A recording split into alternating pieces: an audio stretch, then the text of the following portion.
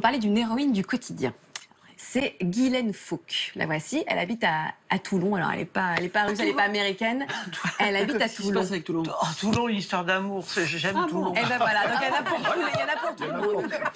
Donc elle habite à Toulon, elle a une soixantaine d'années aujourd'hui.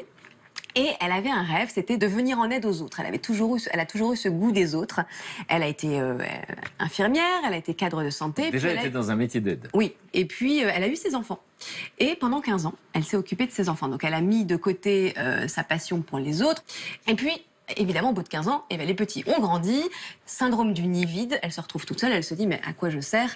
Qu'est-ce que je vais faire de ma vie?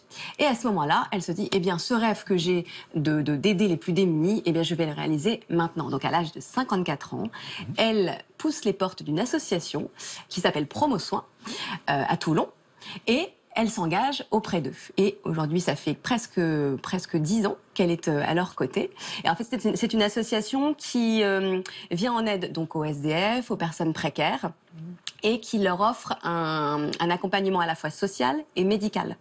Et donc, c'est un centre à Toulon où tout le monde peut rentrer, quel que soit son âge, quelle que soit sa culture, enfin sa nationalité. Ouais. Et on y vient pour voir un généraliste, pour voir un dentiste, pour voir un psychologue aussi. C'est très important. Tout cela étant évidemment gratuit.